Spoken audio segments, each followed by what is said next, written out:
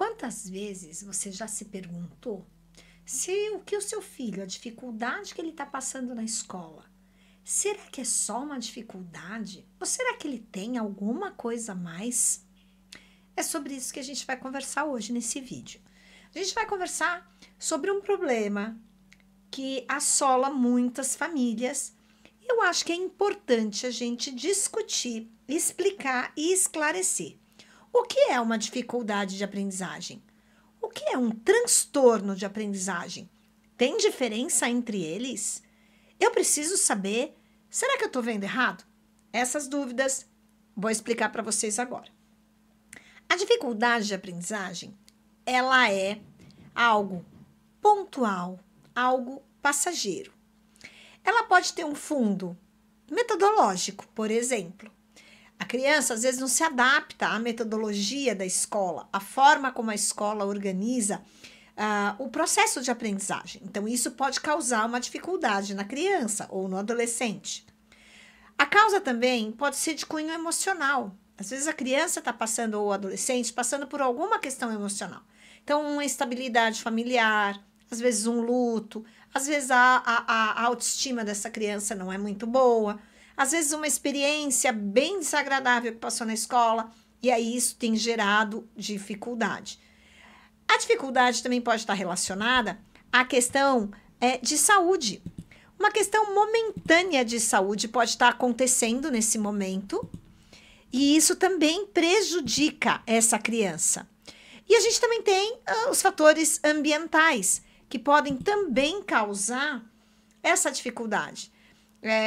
Então, um ambiente que tem poucos estímulos, uma falta de rotina familiar, tudo isso gera dificuldade e faz com que a criança não consiga aprender.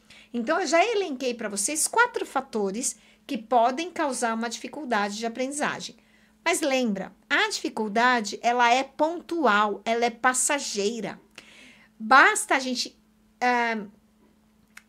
utilizar a estratégia correta, essa dificuldade é superada.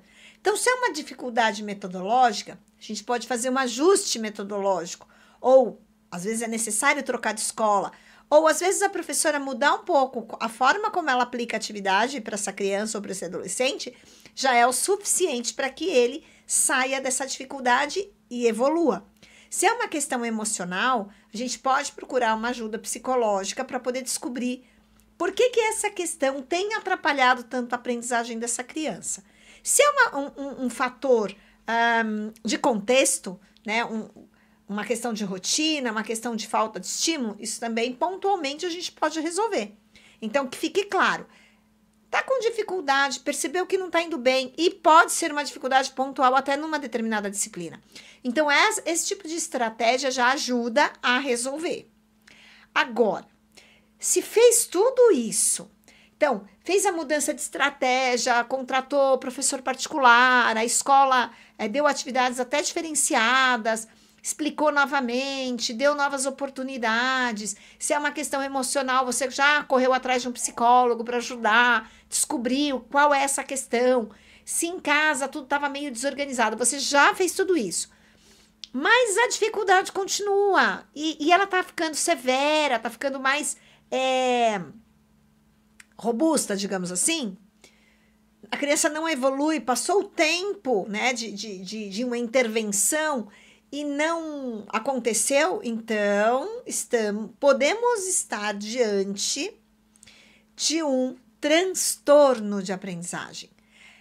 Mas o transtorno, ele é de ordem neurológica, ou seja, o funcionamento cerebral está alterado.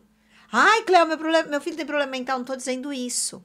Significa que os estímulos que ele recebe para ser alfabetizado, para ter o desenvolvimento acadêmico, eles não são processados do jeito que são processados conosco. E aí gera esse transtorno. Agora tem uma coisa, uma dificuldade de aprendizagem que não foi identificada, ela pode se tornar um transtorno. Pode. Mas, na medida, sempre que a gente verifica isso, né? A família já observa, já corre atrás. Se for uma dificuldade, rapidinho se resolve. Quando essa dificuldade, como eu já tinha falado, ela não se resolve com inúmeras estratégias, então vale a pena investigar se não é um transtorno. E aí a gente pode ter um transtorno de leitura, que é a dislexia. A gente pode ter um transtorno na área da matemática, que é a descalculia. A gente pode ter um transtorno na área da escrita, que é a disgrafia. E também a gente pode ter a desortografia, que é mais na escrita específica de algumas palavras, por conta das nossas regras. Então, nós temos todos esses transtornos de aprendizagem. Eles estão ligados à questão do desenvolvimento acadêmico. Esses que são de ordem neurológicas, esses sim, vai precisar de uma intervenção com um especialista. Então, muitas vezes a gente vai precisar de psicopedagogo, de fonoaudiólogo, também às vezes precisa da ajuda do psicólogo, porque pode ter algum problema também emocional que está potencializando isso. E essas intervenções com fono, com psicopedagogo, elas têm que ser planejadas, elas têm que ser constantes. A conversa com a escola, ela tem que ser muito próxima. E muitas vezes, esses alunos, dependendo do grau desse transtorno, eles precisam de um plano de ensino diferenciado para eles, para que eles deem conta de fazer, porque vão precisar de novas estratégias, materiais adaptados para ele conseguir dar conta.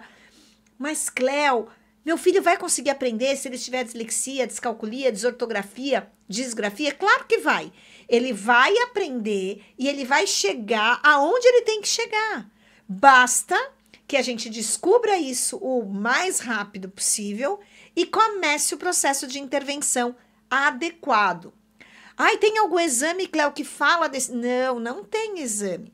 Descalculia, disgrafia, dislexia e desortografia são transtornos de observação clínica. E aí, o que a gente vai precisar? De um bom relatório da escola, descrevendo quais são as dificuldades, onde ele tem essa dificuldade, em que momentos que ele consegue, os momentos que ele não consegue. Vai precisar também de um relato da família. Vai precisar levar isso para a psicopedagoga vai fazer avaliação, vai encaminhar para fono também vai fazer avaliação. Só depois de toda essa investigação é que vai se definir exatamente se é uma dislexia, se é uma descalculia, se é uma disgrafia. E isso, gente, é só depois do processo de alfabetização. Então, não adianta você estar com seu filho lá de 4, 5 anos. 5 anos, tá? Nossa, ele é disléxico porque ele não se alfabetizou. Calma. A gente precisa dar o tempo da alfabetização. Então, a gente só consegue verificar isso depois da alfabetização. Que geralmente a gente leva o primeiro e o segundo ano para alfabetizar, concluir o ciclo de alfabetização. Então, é lá para o terceiro ano, se for bem observado, é que a gente pode começar a fazer os levantamentos clínicos, né? Então, as observações, os relatórios, para que a gente possa identificar e fechar direitinho esse laudo para a criança. Então, resumindo o nosso vídeo de hoje, a dificuldade de aprendizagem, ela é transitória, ela é momentânea e ela pode ser resolvida com a intervenção correta. O transtorno de aprendizagem, ele não vai ser resolvido, ele é para o resto da vida, e ele é de cunho neurológico, mas as intervenções com os profissionais corretos não vão impedir essa criança e esse adolescente de se desenvolver, de ter uma profissão, de trabalhar. Por quê? Quando a gente identifica esses transtornos, existe um tratamento, né? Os atendimentos, as intervenções com fono e psicopedagoga, às vezes psicólogos, e às vezes a gente pode chamar até outros profissionais também.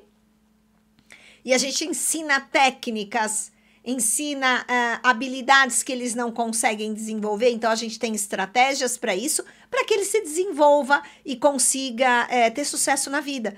Porque as crianças e adolescentes que têm transtorno de aprendizagem, eles têm um cérebro que funciona diferente. Se funciona diferente, a gente precisa oferecer para eles um acesso diferente à aprendizagem. E é por isso que eu tenho alguns materiais adaptados, principalmente para primeiro até o quinto ano, que ajudam nestes casos uma criança que tem certas dificuldades para aprender. Cleo, esse material ajuda também só quem tem dificuldade? Ajuda também quem tem dificuldade. E ainda, se você precisar de um material mais exclusivo, mais especializado, aí você entra em contato comigo que a gente pode conversar. Mas eu espero que esse vídeo tenha te ajudado a entender e não confundir mais o que é uma dificuldade de aprendizagem e o que é um transtorno de aprendizagem. Porque, gente, na vida, menos é mais. Até o próximo.